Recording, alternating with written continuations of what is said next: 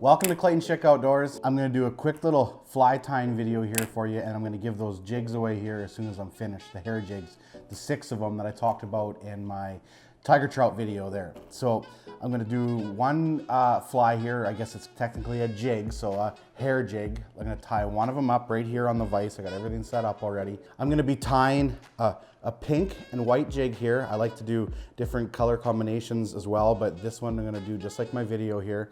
I've got white bucktail, I've got white strung marabou, and then I've got pink saddle hackle. Now, keep in mind, there's no one way to do these jigs. Everybody does them differently. There's a lot of people out there that do some super creative things, and that's awesome.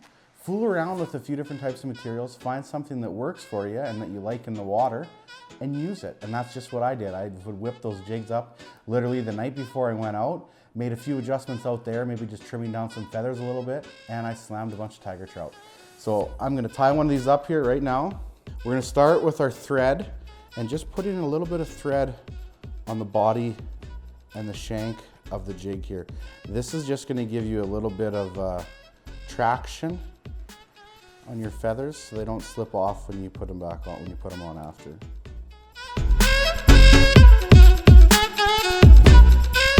I'm going to start off by just taking just a little bit of white bucktail here, not very much.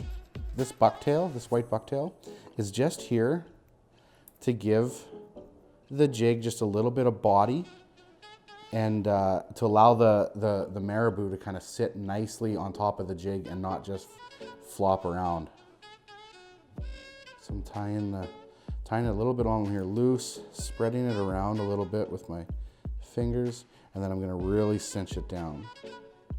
Like I said, all this bucktail is doing is just giving the jig a little bit of body underneath everything. Marabou is great in the water, great in movement, but what it doesn't have is any body or anything to really help support it and keep it in place. So what the bucktail does is when the feather lays on top of the bucktail here, it just gives it a little bit of extra support. So the next step here, pretty simple. I'm gonna pick out, we'll go 4 feathers. Try to pick out 4 feathers that you don't have to be very long, or else you're gonna trim them down anyway. I got 4 feathers here. I like this length, so this is what I'm gonna start with right here. I'm gonna lay the first one on here. Lay this feather in here, give it a couple wraps. You don't have to do a lot right now because you're gonna be wrapping it quite a bit with the other times. So now I'm gonna get a feather going the other way, but I'm gonna size this up to try to make this the same length, and then I'm gonna cut it. I'm gonna wrap this feather in here. So now you can see I have kind of one feather going out each way. I've got one feather going this way, and I've got one feather going this way. These don't have to be very pretty. Fish aren't gonna look at your thread work, and as you tie more and more, then you can start to get prettier and prettier with them, but worry about just getting a good solid fly in there, something that you're really happy with. So I'm gonna go with another feather here.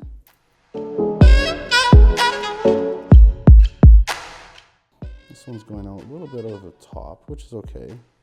So what we'll do is we'll take the other one and try to match it up.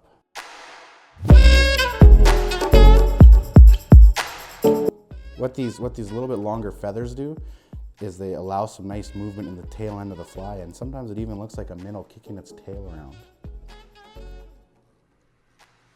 Cinch those in good there.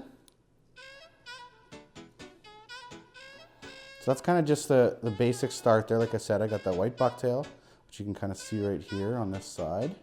And then I got 4 feathers there that just gonna allow for some movement there.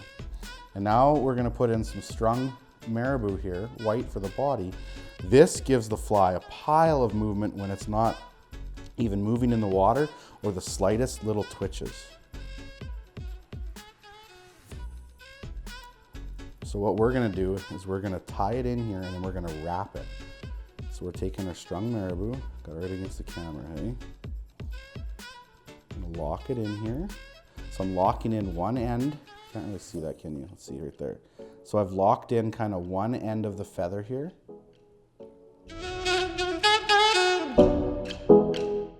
Cinch it up. And bring your thread all the way right to the edge of your jig head. And now grab this white feather here that you've tied in, and you're gonna turn it all the way around the jig. And every time you turn it, you're gonna pull these feathers out a little bit and try just to allow some of the body. You're gonna let these feathers just kind of flow. So you're pulling some feathers out here every once in a while and kind of let backwards and let them flow.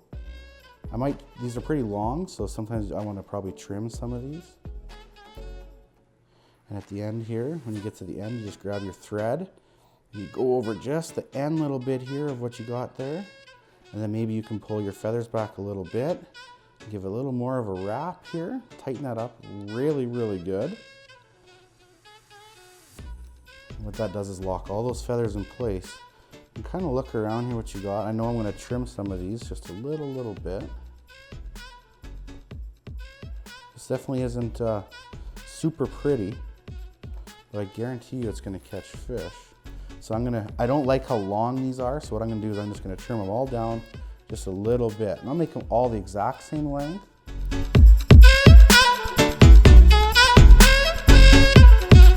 What that body though do with these feathers when they're in there, they're just going to pulsate in the water and give that fly so much movement. And then here, whip finish by hand, but this is a whip finish tool. This is something I recommend when you first start tying, just to kind of learn the basics of it here, of how you're going to finish off your jig, your knot. And there's lots of stuff on YouTube here to how to whip finish by hand. Trim that off right there. And then I'm going to put a little bit of head cement here around the threads, just for some added protection on those threads.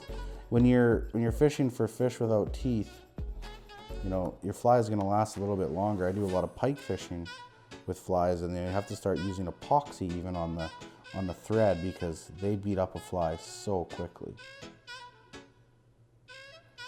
And then I'm going to let that dry. I'm tying these just on some 1/16 ounce straight king jigs here. Just picked them up at Canadian Tire, I think, or something like that. You don't need something super good for these, but it's all I have right now, and they will work for sure. So I'm going to send this fly plus 5 others here. We're going to go pick a winner. Pull up that video here, give a couple scrolls. I'm already on the video. Couple scrolls here. And then I'll scroll back up because I got a lot of comments. This is awesome, you guys. I got like 100 different comments on this video, so thank you so much. I've kind of scrolled around a little bit here. Here we go. Noah Messner. I hope I pronounced your name right. I feel really bad if I didn't. Right here, there you are. Right there, Noah. I'm going to send you 6 hair jigs. So send me your address on either Facebook, my outdoors page, or on Instagram as well, a DM. Doesn't matter. And I'll get these hair jigs out to here sometime after Christmas. I'll get this one out to you plus 5 more. Like I said, guys, not super pretty hair jig. Basic, super basic. 3 types of material. There's a guy that ties some really awesome hair jigs in Roblin there, Ryan Ginter. He puts a lot of art into them, and if you haven't followed his stuff there, go to his Instagram. He catches a lot of nice fish, and he ties some awesome jigs. I think he should actually be selling them. He could probably make some good money selling his hair jigs. I'm gonna leave a list of the materials I use in the description below in case you wanna copy this style of jig and tie a few up for yourself.